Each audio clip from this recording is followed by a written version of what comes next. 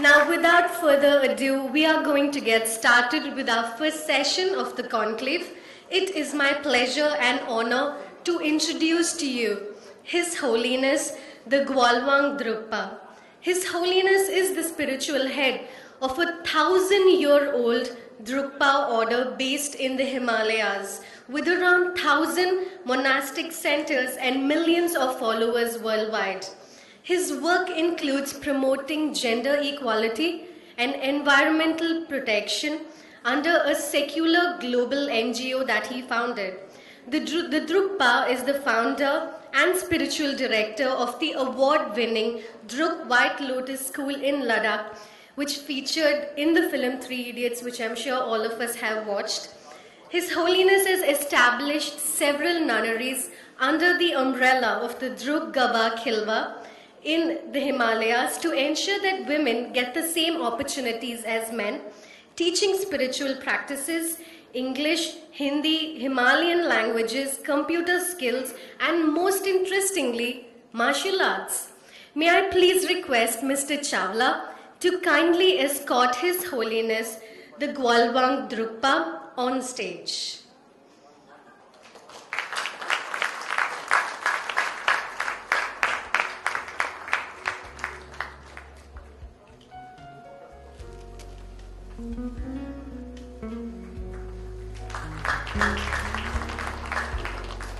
I invite His Holiness to address us on spirituality and higher education.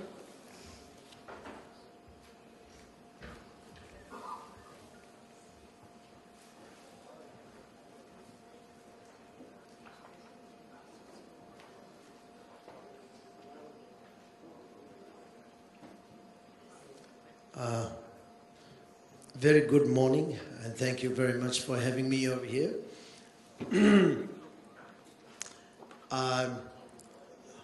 I feel quite awkward to be sort of call myself, or people calling me Holiness.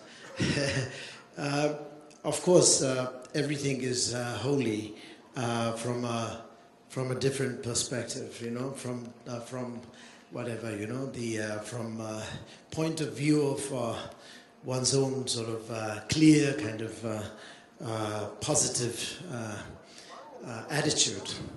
As I always say that, our whole world is enlightened and everybody is primordially enlightened. And so from that point of view, of course, everything is holy. I personally want myself as a very normal, ordinary, good person. I want really to be myself a very humble and good person who can really do a much kind of a service to everybody. And that's all. I don't really want myself to be even 1 inch higher than anybody else, superior or anything. This is really like a deep wish and my aspiration. Thank you very much. And today, I don't know. Yesterday I was here. I heard many wonderful speakers speaking, many high quality kind of speech.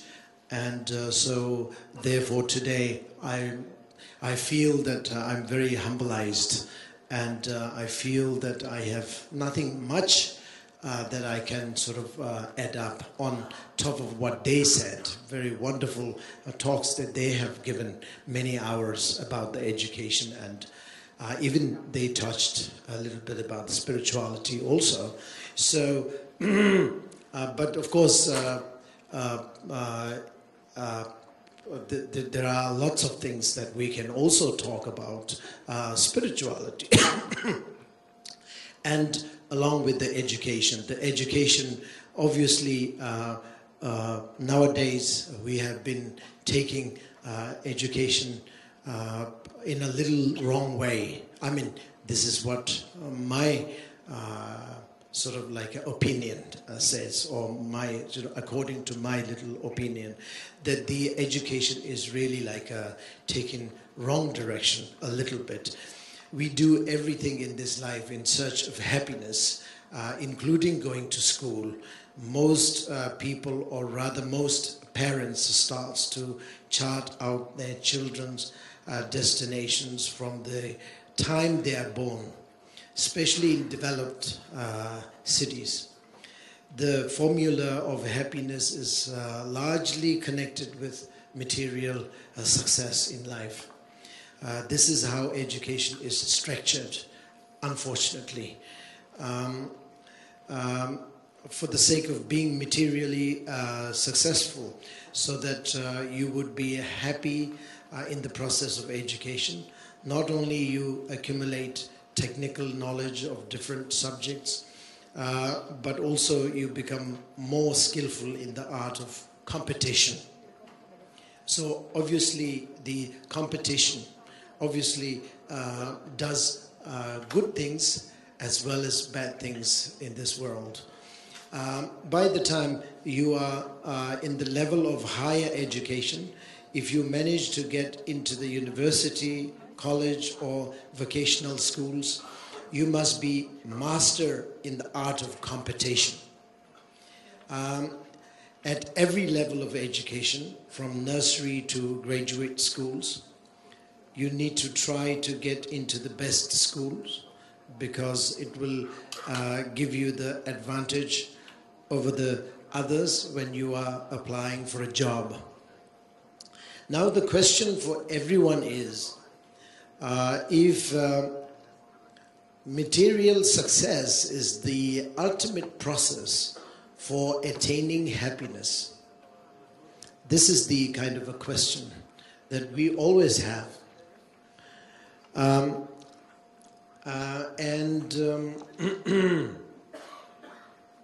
Why are there so many problems in the world? Almost what we see in the news are bad news, such as murders, rape cases, suicidal cases, wars, scandals, etc.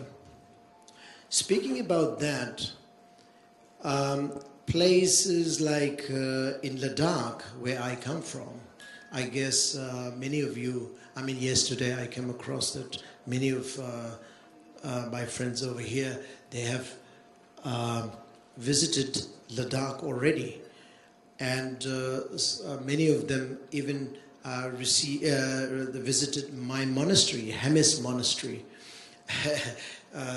30 kilometers from Leh, the city of Ladakh. And therefore I thought maybe it's a quite good subject to talk about Ladakh a little bit. Even though, of course, I'm going to talk about a little bit of negative things that are happening in Ladakh. Places like in Ladakh, of course, it's a developing area, developing state, very rapidly. Also, cases of rapes and suicidal cases, drugs, and many of these nasty things are also developing quite rapidly at the same time. And is it because that they don't have a school there? They don't have a center of education there? No, they have. They have more than 200, 300 different schools as they have. But they are the cases of rape cases and these drugs and all these nasty things are developing quite rapidly also. At the same time that there are lots of schools and lots of boys and girls are running around carrying their book bag, the rucksack, the book bags. It sometimes makes me wonder what is wrong with all these schools. What is wrong with this world, actually, in fact? And but of course, the world is nothing wrong with the world. It is the wrong with the system and the human being that we are living in. We are the one who are wrong, who are leading ourselves towards to the wrong direction. That is the case. The world is wonderful, actually. And, but of course, it makes me wondering sometimes, the world, how, you know, what is really happening in here. This is a kind of a wondering that I have, or concern that or not only me, I mean, many people have that. And also, one other question is that what have our schools been teaching us that many of us not only are unhappy, but also are causes of unhappiness for this world? Myself, personally speaking, I have, as you have heard from MC just a while ago, that I founded one of the school in Ladakh known as White Lotus School. Right now, people call it Rancho School because Three Idiot movie was shot in that area, so it became Rancho School. So everybody call it Rancho School rather than White Lotus School. White Lotus School doesn't mean anything for people. So it's Rancho School. So I have a great deal of responsibility to look after the education of all the schoolboys and girls. We have more than, like nearly 1,000 children studying there. And so therefore, I have a lot of concern about the educations in general, and also in particular in my own school or in Ladakh or Himalaya. So obviously these rape cases, the suicidal cases, drug cases are happening in the society, in the society of youngsters mostly, and mostly many of them are schoolboys and girls, and so that gives me that gives me sort of like a question, a question to ask, that whether that is something to do with the school, or what is happening, what is happening there. So the bottom line, I think, is as soon as our education disconnects from our environment, the living beings around us and our world, all kinds of problems will come. As a result, although we are full of technical knowledge through our learning at schools, we are not able to fully convert this knowledge into connectivity with the world. There is a lack of experiential understanding that we are all interconnected. We are very interconnected with the world where we live in. For example, our health depends on the tree, water, air, air that we breathe in, the water that we drink, the earth that we live on, or we sort of walk on. And also oxygen that we really survive on is, of course, coming from the trees, plants, etc. So, we have to have a sense of respect to all these natures, because all the natures needs to be there healthily or strongly, or the full energy has to be there in order us to be very healthy, in order us to be long life, in order us to be happy. So this is the connectivity that we are talking about, I'm talking about. So this kind of knowledge needs to be expressed and taught in the school. That is very important, I think, because the educations in the school, the curriculums in the school.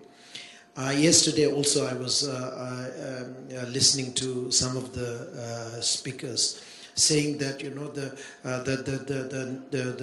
the knowledge needs to be or teaching needs to be according to the children and what they need. I think it is very true, because the system that we teach in our school right now commonly is that very much like the same. What I learned is I have to be anticipating my children to be learning, and then my grandchildren will be learning the same thing. Great grandchildren will be learning the same thing. So there is the same sort of like systems and curriculums, which is very boring, and it doesn't really applies on the day-to-day lifestyle, day-to-day life, sort of like a connectivity. So therefore, the education, I think, I mean, not that I am a very educated person, but just according to my own experience running my own schools, I think that the people needs to really have a little bit of a freedom to sort of to roam around and find their own direction. And also the sense of connectivity to the world. That is very important. I sometimes say that that these days education results in too much in the head, too little in heart. That is very, very sad.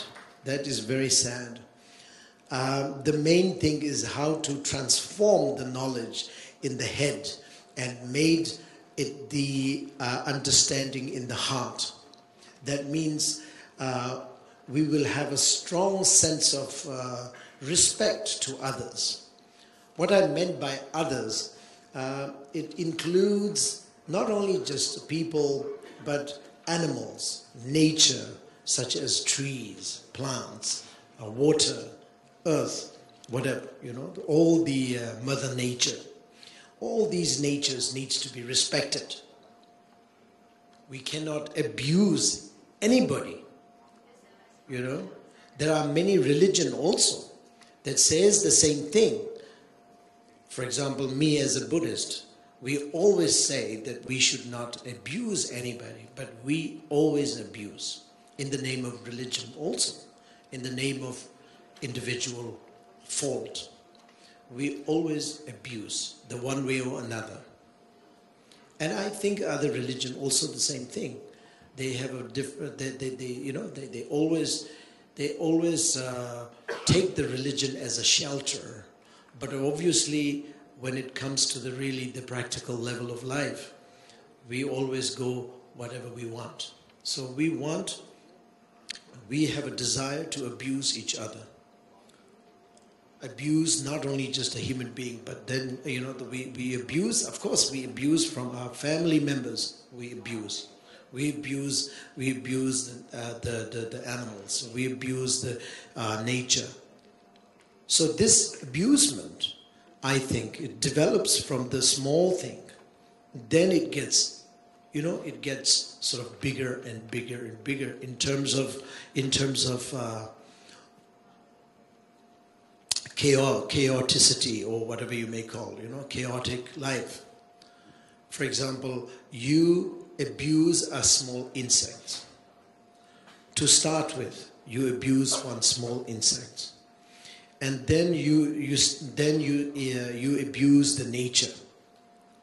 You abuse the water, so you throw everything in the water, thinking that the water will take care of it.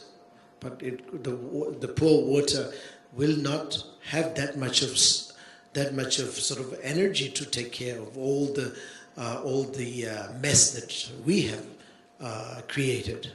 So water has to be suffering for us. What we have created, suffering for the water, is amazing. So water has to take care of our life, and it simply cannot. Same with the earth. The earth where we are living on. It's it's actually sick, because we are making it sick. We are abusing the earth big time. So therefore earth is literally sick. So that's the reason we are also sick, because it's interconnected. Every week the doctors, the scientists, they find new, like hundreds of new disease, new sicknesses. They don't even find the name for that, because it's too fast. They can't name them. So there is a lot of diseases that it's not named. Nameless diseases are there. It is because that the earth has been abused. The water has been abused for many years, many generations. And air has been abused for many generations. So we have been doing this. And so therefore slowly, now the relationship with our own family members also is not that good, because the connectivity is not there.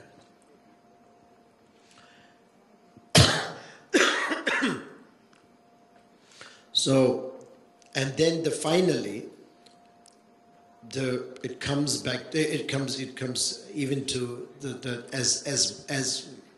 as worse as like a self-destroying, the what you call that, suicidal cases.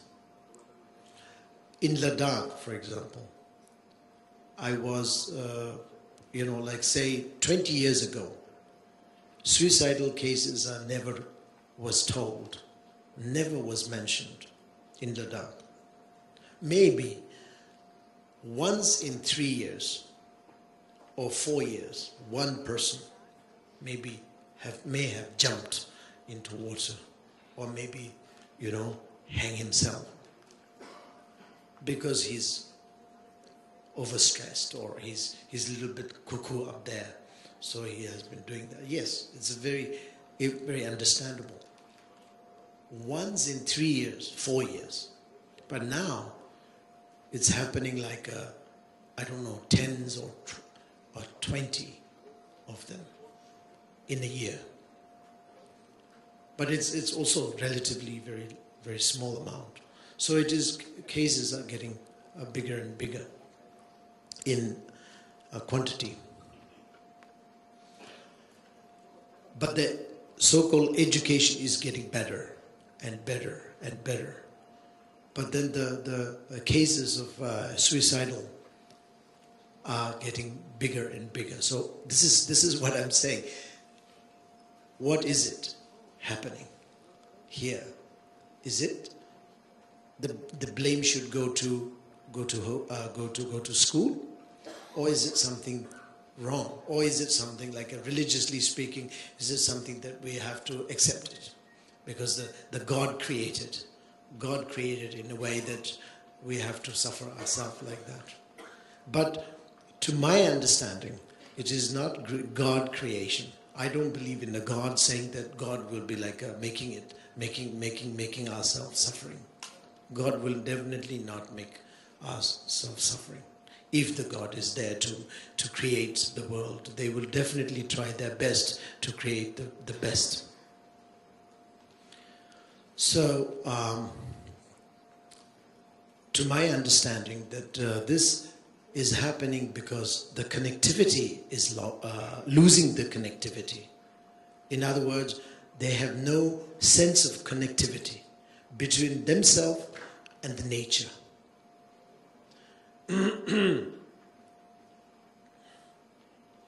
So all the experiences, like all the educations, all the knowledge or understanding, whatever you may call, it has to be really the experiential understanding, because the experiential understanding is very important overall. Otherwise, whatever we learn is just a paper knowledge. Just a paper knowledge. We should go out there and experience life. I would call this as a spirituality. I believe this is the spirituality. You know, the experiencing, the process of experiencing our own life is the spirituality. Obviously, many masters, they have different way of expressing. The spirituality is something that is like an ocean. So people can drag there, drag here, drag up, drag down. You know, this can be. This has millions of different classification. So people can talk about this so many different angle, from different angle.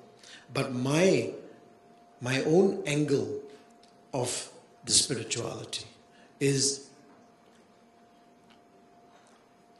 the process of learning or experiencing our own life, or process of developing the experience of the day to day is the spirituality. Nothing but spirituality. Therefore, I do not think that science or knowledge is against religion. Science. Unfortunately, so many years it has been sort of, neglected. Or in other words, the science and the religion didn't get along each other. They had a kind of a misunderstanding each other. Scientists, when I was younger, I was also discussing with some scientists, and they don't like religion. I know that. They don't like the religion. And obviously, those when I was learning religious scripts and all these things, I still remember that my abbot, my greatest teachers and all these things, saying that the scientists, they are nobody. They are nobody. They are nobody, but just nothing but problem maker. They are nonsense. So I remember saying that. I remember that they are saying that. Still I remember. So therefore, they don't get along. But to my understanding, to my sort of like knowledge, after experiencing a lot of days and months and years of experiencing all the things that is happening in our life, I came to know as a conclusion, science or knowledge is really something that we have to really embrace by religion. Speaking about that, the religion,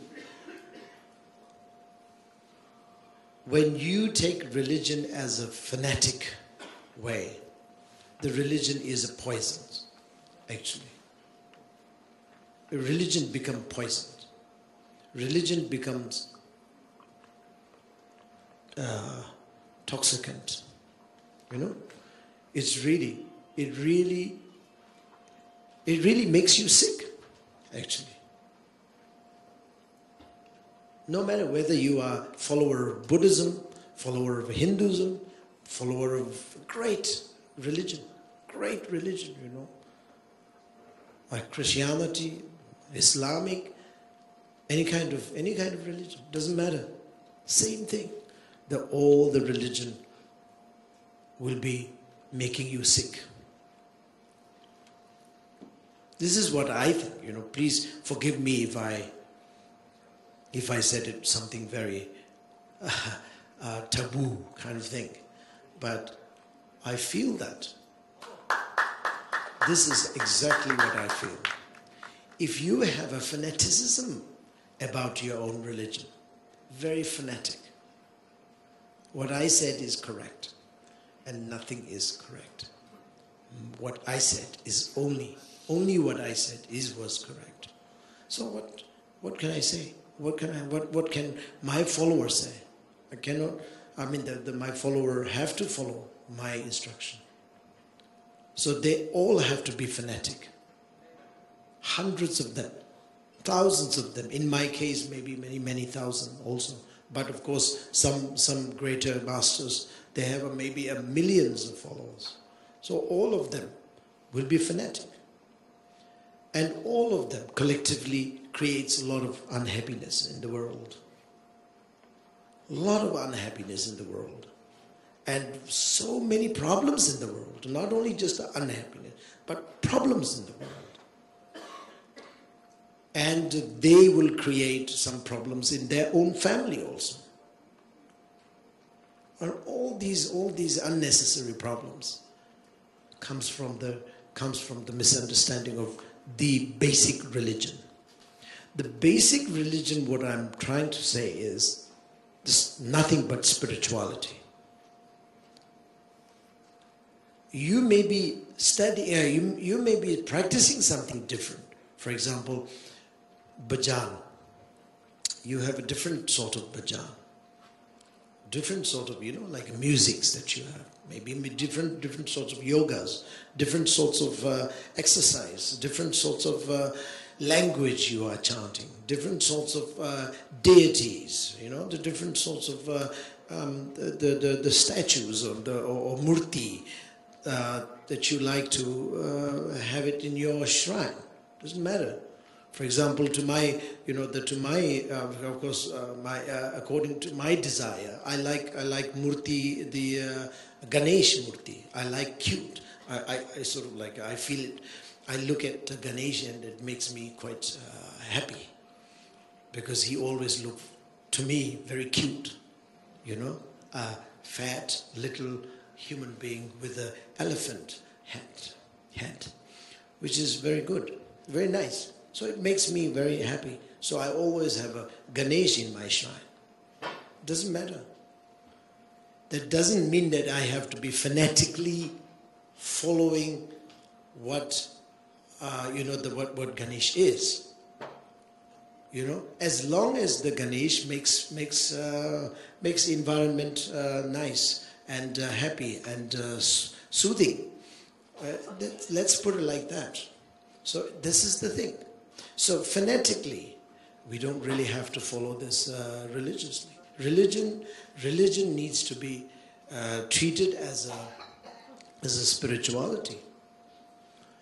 So the authentic part of the religion is nothing but the way you develop the day-to-day life, the process of the development of day-to-day life. Science, to me, is the art of life when it is fully understood and experienced. It is enlightenment. It is moksha. To me, it is truly that way. But of course, please correct me if I'm wrong. Just after my speech, I was told that I have to take few questions, even though I'm not very good at my own English to answer all these things. But anyway, I would love to have a few of the questions. Okay, so running out the time.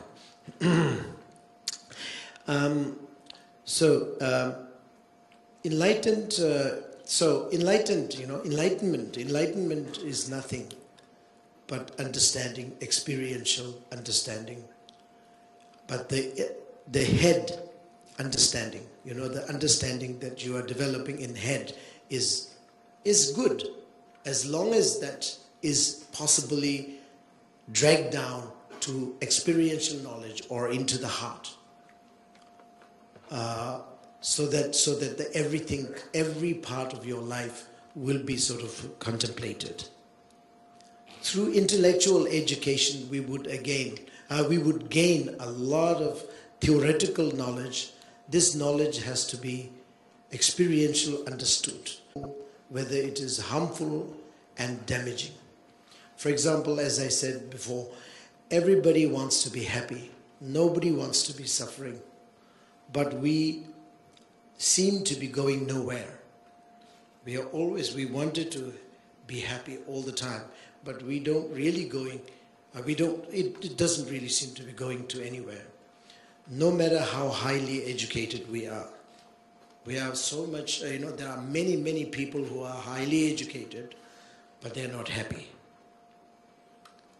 They are even more sort of, disappointed or depressed. Spiritually, we are lacking something. We are short of spiritual connection. Sometimes we even feel that the more educated the more educated we are, the more indifferent we become. Something doesn't seem right in that case. If education is in the right direction, there should be more happiness, more self-confidence, more compassion, more loving kindness, more sort of like an understanding, more respect for self and others, and more sharing. The result of the love is sharing, more sharing, more sense of sharing, more support to others. I always feel that the disconnection, as I mentioned before a while ago, disconnection is the biggest problem in modern day education, let's put it like that. Unfortunately, we have become more and more like a robot. Nowadays, the children comes back home from school or whatever. What they do? They go straight to television. They go straight to television. They go straight to iPad. They go straight to a video game. No time to kiss mom. No time to kiss papa. No time. For example, I'm saying just generally. Same with the husband or wife. When they comes back from home, from office or whatever, after making quite a bit of money, they have not much of time to sit on the table and have a good time. Give a warm hug each other. They don't really have time. They're just overstressed.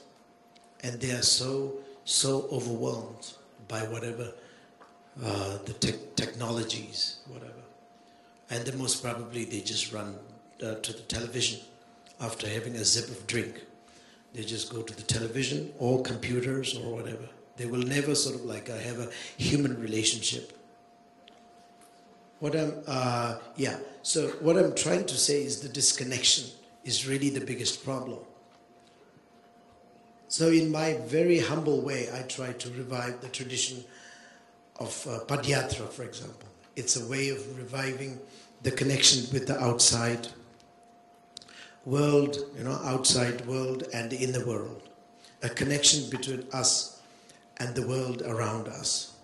When we walk, the Padyatra, when we walk, we are forced to slow down. And then the details in every steps we make are very clear to the very clear sort of like knowledge, the awareness. We learn to appreciate even having water to drink, having food to eat, having place to stay. We camp everywhere and stop at different places, sometimes beautiful sites, sometimes dirty sites, very dirty sites, but doesn't matter.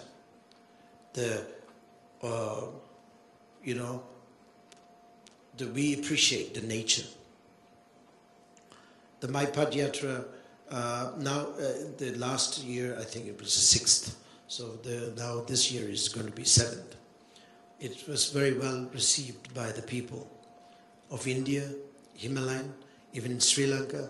And this year, the invitation comes from Myanmar. We were invited, but I don't know whether we are really going there or not because of safety issues, etc., etc. But that was a thing that the people sort of start liking about the idea of walking the Padyatra. Nothing to do with religion, but it's just to do with an environmental issue and eco-friendly way of living. to sort of promote the importance of eco-friendly way of living.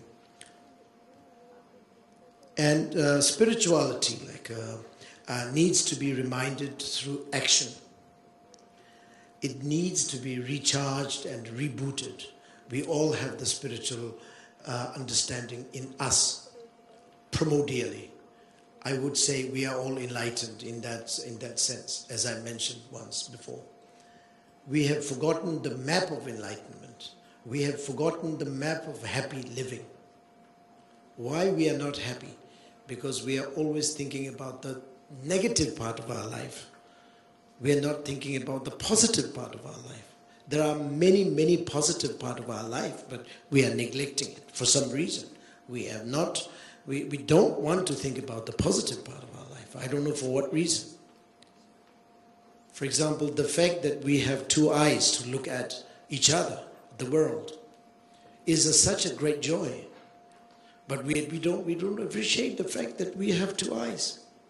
We don't appreciate the fact that we have two legs to walk. We don't appreciate. Instead, we are always very sad.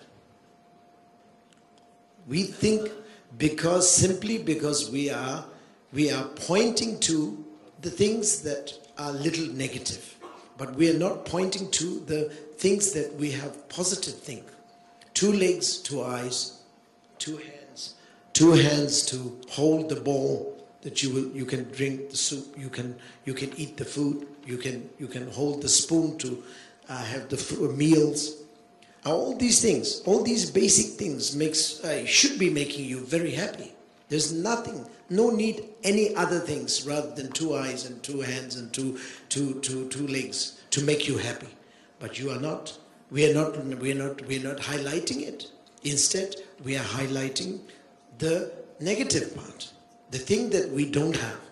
We highlight all these things. We don't have this, we don't have that, we want to have that, but it's not there. So why is not there? I want this, but it's not there. But then what you have is neglected, is really ignored, very ignored.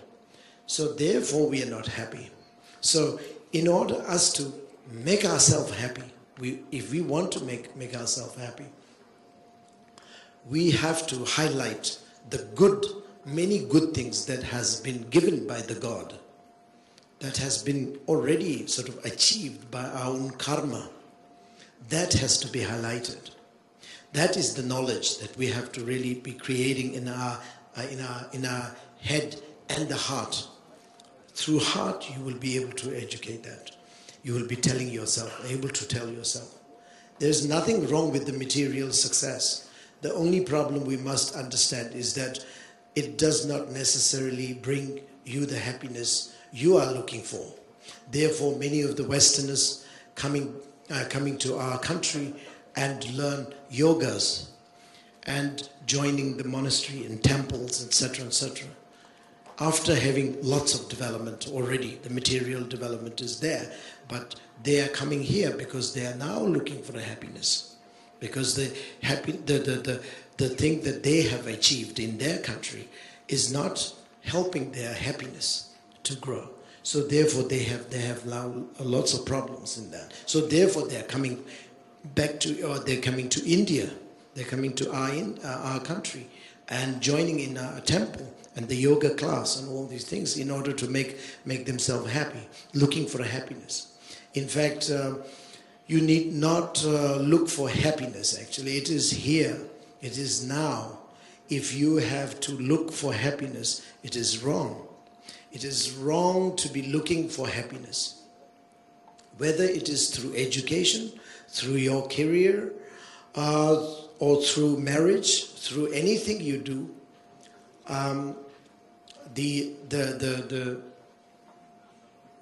okay, all right. So okay, then that's it. So education, the education should be giving you some kind of a happiness. Happiness needs to be looked as a part of day-to-day life. It is not as a result. So you don't have to look for a happiness. So thank you very much for having me here and talking about my own little experience. So I was told that there are some questions, but maybe I can take 2 questions. Only 2 questions. Yes, this gentleman. Quick. Thank you very much for your thought-provoking speech. Yes. Mr. Balaji. Now, we talk about spirituality. It is moving towards a closed path, probably closure, seeking closure for inner peace, harmony, and so on. Education, on the other hand, based on science, is about exploration, seeking the unknown, right? So, do you think an educated mind would start experimenting with spirituality? You have concepts like genetic engineering and so on, and that probably is viewed as going against the law of nature, against spirituality. What is your take on that? Whatever is against the law of nature, which is what we call karma, I think it definitely will bring some consequences that is very negative. So we have to be very careful about the law of the nature. Whatever the law of nature says, we have to be careful and we have to be following it. So this is all I can say. Swamiji, my pranams to you for enlightening us this day. If you see in the larger perspective, nobody is happy in the world, even the rich or the poor, whatsoever. Can I take it that Swamijis like you, are you happy and can you spread happiness? Or you have also worries? Is there any, at least a small group or a small iota of the population being very happy? Or can I feel jealous of you, that you people could be happy? Yes. Are you in that category? At least if I feel that you are happy, you can radiate happiness. You can, emit radiance and happiness to us, so that happiness is also a disease, right? I would like to have your views on that. Thank you. Yes, many of my students, they say, you are always happy. How come? They are maybe jealous of, as you said, they are maybe jealous of me. How come you are so happy? In the midst of all the problems, I have a lot of problems. Of course, they know that I have a lot of problems, personal problems as well as the collective problems of the students of my students. They have problems. It's my problem. And also I live in Ladakh, where it's really very cold, and they feel very cold and very, very shivering, and I'm smiling, and I'm staying there with the sleeveless kind of sleeveless jackets, short jackets and all this. So they're very happy. They're always asking.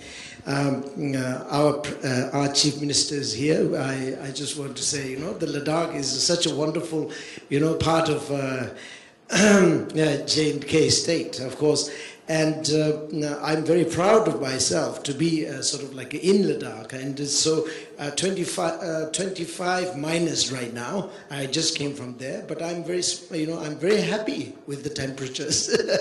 The reason why I'm saying is that the happiness comes from the point that I was pointing it out. I have to really make myself happy. With what I have, that is the point. So the fact that I have 2 eyes, I have 2 legs, I have wonderful house in Hemis Monastery, and wonderful people to speak to, and all these things. It makes me always very, very happy. So this is all what I want people to do it, because they all have the source of happiness, but they don't take it. That is the thing that the many people are suffering. So I would call it unnecessary suffering. Thank you very much. Okay, once more. He was once more. I want to support you. I'm Edwin from Austria. The 12 greatest scientists of the 20th century were thoroughly spiritual. Einstein said, religion without science is blind, science without religion is lame. Totally spiritual. Happy in Chinese is beautiful. It means a person on his or her knees praying in front of an altar. The word beautiful means happy, because Latin beatus, beautiful means happy. And 2 more, in Polish you mentioned to share. In Polish, szczęście means to share. And the word happy goes back to Egypt. The Nile River was called Hap. When you have enough water, you have food. So you're happy. Thank you. Thank you, thank you. I thank you very much, ladies and gentlemen. A brilliant start to day 2 here at the conclave, and I would like to thank Your Holiness for a very enlightening session. May I please invite on stage Mr. Chawla to present a memento to His Holiness.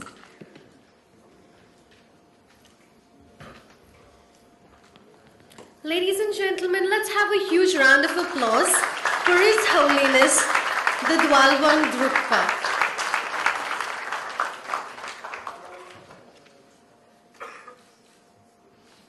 Request you to please step forward for a photo opportunity, if you will.